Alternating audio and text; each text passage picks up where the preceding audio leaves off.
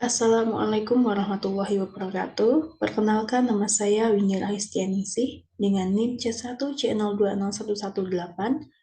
Di sini saya akan sedikit menjelaskan materi tentang akad mudharabah untuk memenuhi tugas mata kuliah akuntansi syariah dengan dosen pengampu Bapak Wilmy Eka Putra.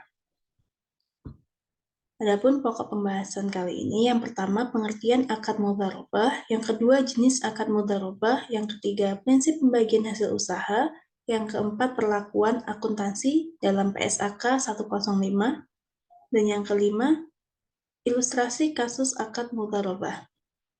Lanjut pada pengertian akad mudharabah. Mudharabah berasal dari bahasa Arab, yaitu dharab, berarti memukul atau berjalan. Pengertian memukul atau berjalan ini lebih tepatnya adalah proses seseorang memukulkan kakinya dalam menjalankan usaha. Secara teknis, al-mudharabah adalah akad kerja sama usaha antara dua pihak di mana pihak pertama, shahibul mal, menyediakan seluruh 100% modal, sedangkan pihak lainnya menjadi pengelola.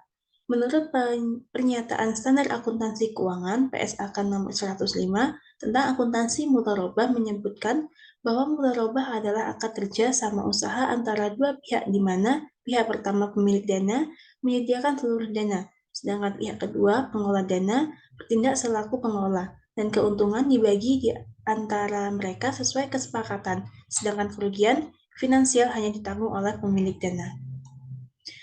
Materi kedua, jenis akad mudharabah. Menurut PSAK nomor 105, transaksi mudharabah dibedakan menjadi dua. Dalam Ikatan Akuntan Indonesia tahun 2007 diuraikan, yang pertama mudharabah muqayyadah.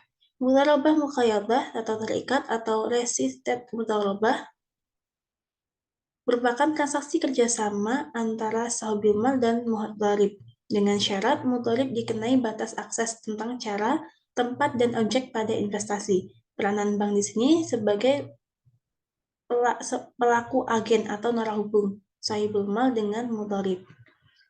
Yang kedua, mudharabah mustaqarah merupakan transaksi kerjasama yang mana pihak mudharib ikut mengikutkan modal atau dananya pada investasi. Penambahan modal ini mampu meningkatkan investasi lebih maju. Hasil keuntungan yang diperoleh adalah hasil keuntungan akad musyarakah dikurangi sahibul mal. Lalu prinsip pembagian hasil usaha. Pembagian hasil usaha mudharabah dapat dilakukan berdasarkan prinsip bagi hasil atau bagi laba. Jika berdasarkan prinsip bagi hasil, maka dasar pembagian hasil usaha adalah laba bruto atau gross profit atau revenue sharing, bukan total pendapatan usaha atau omset. Sedangkan jika berdasarkan prinsip bagi laba, dasar pembagian adalah laba neto atau net profit atau profit sharing, yaitu laba bruto dikurangi beban yang berkaitan dengan pengelolaan dana mudharabah. Seperti ini prinsip pembagian hasil usaha. Di uraian penjualan ada 100, harga pokok penjualan 65, laba kotornya 35. Ini jika metode bagi hasil gross profit sharing. Lalu dikurangi dengan beban 25, lalu laba rugi bersihnya ada 10. Ini jika menggunakan metode bagi hasil, metode profit sharing. Selanjutnya perlakuan akuntansi dalam PSAK 105. Ada penyajian, pengungkapan, dan pengawasan syariah transaksi mudharabah. Yang pertama, penyajian. Investasi mudharabah atau transaksi mudharabah disajikan dalam laporan keuangan pada bagian aset sebesar nilai tercatat pada PSAK 105 paragraf 36. Lalu pengungkapan. Berdasarkan PSAK 105 paragraf 38 dan PAPSI tahun 2006, terdapat beberapa hal yang harus diungkap dalam transaksi mudharabah. Beberapa hal tersebut diantaranya adalah yang pertama kesepakatan ulama usaha mudharabah PSAK 105 paragraf 38A. Yang kedua, rincian jumlah investasi mudharabah berdasarkan jenisnya PSAK 105 paragraf 38B. Yang ketiga, jumlah investasi mudharabah yang diberikan kepada pihak yang mempunyai hubungan istimewa PAPSI tahun 2006. Yang keempat, jumlah investasi mudharabah yang telah direstrukturisasi dan informasi lain tentang mudharabah yang direstrukturisasi selama periode berjalan dalam PAPSI tahun 2006. Yang kelima, metode yang digunakan untuk menentukan penyisihan khusus dan umum dalam Papsi tahun 2006. Lalu pengawasan syariah transaksi mudharabah. Pengawasan yang berdasarkan pedoman yang ditetapkan oleh Bank Indonesia dilakukan untuk yang pertama meneliti apakah pemberian informasi secara lengkap telah disampaikan oleh bank kepada nasabah, baik secara lisan maupun tertulis, tentang persyaratan investasi mudharabah telah dilakukan.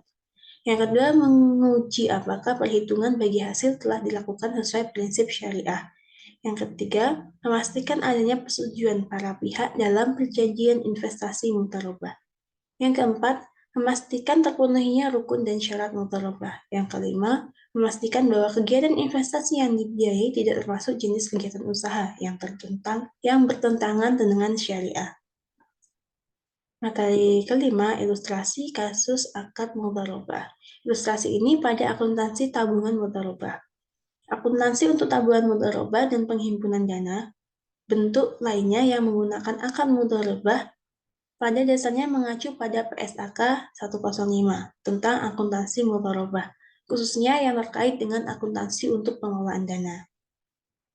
Berdasarkan PSAK 105 paragraf ke-25 dinyatakan bahwa dana yang diterima dari pemilik dana atau nasabah penabung dalam akad mudharabah diakui sebagai dana syariah temporer sebesar jumlah kas atau nilai wajar aset non-kas yang diterima.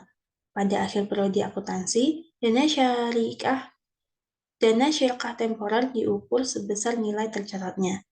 Berikut ini adalah contoh transaksi yang mengakibatkan bertambahnya rekening tabungan mudharabah nasabah. Pada tanggal 2 Juni tahun 2000, Bank Syariah Ilma (BSI) cabang Aceh menerima setoran tunai pembukaan tabungan mudharabah atas nama Erna Yunita sebesar 4.500.000. Pada tanggal 8 Juni tahun 2000, Erna Yunita menerima transfer dari nasabah BSI cabang Solo sebesar 700.000. Tanggal 17 Juni tahun 2000, Erna Yunita menerima kiriman dari nasabah Bank Peduli Syariah (BPS) sebesar 2.500.000. Tanggal 31 Juni tahun 2000, Erna Yunita menerima bagi hasil tabungan mudharabah dari BSI sebesar 40.000. Nah, jurnal untuk transaksi tadi adalah untuk yang tanggal 2-nya, tanggal 2 Juninya, ada kas debit 4.500.000 dan tabungan mudharabah Erna Yunita 4.500.000 di kredit. Lalu untuk tanggal 8 Juni tahun 2000, RAK cabang Solo di debit 700.000 dan kreditnya tabungan mudharabah Erna Yunita karena bertambah. Lalu tanggal 17 Juni tahun 2000, giro pada Bank Indonesia di debit 2.500.000 dan kreditnya tabungan mudharabah Erna Yunita 2.500.000.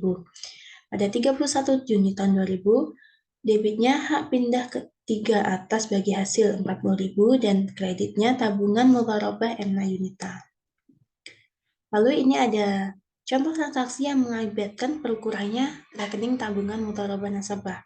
Misalkan pada tanggal 7 Juni tahun 2000, Erna Yunita nasabah BSI menarik tunai tabungan mudharabah sebesar 7.500.000. Lalu tanggal 10 Juni tahun 2000, Erna Yunita mentransfer sebesar 700.000 ke rekening tabungan nasabah cabang Binjai. Dan di tanggal 17 Juni tahun 2000, Erna Yunita mentransfer sebesar 1 juta ke rekening giro nasabah Bank Syariah Terpadu. Dan terakhir pada tanggal 31 Juni tahun 2000, potongan tabungan mudharabah Yunita untuk administrasi keuangan sebesar 40.000 dan pajak sebesar 4.000. Ini 20% dari bagi hasil yang diterima sebesar 20.000. Jurnalnya, tanggal 7 Juni tahun 2000, tabungan mudharabah Erna Yunita di debit 2.500.000 dan kasnya berkurang di kredit 2.500.000. Tanggal 10 Juni tahun 2000, tabungan mudharabah Erna Yunita 700.000 di debit dan kreditnya RAK cabang Binjai 700.000.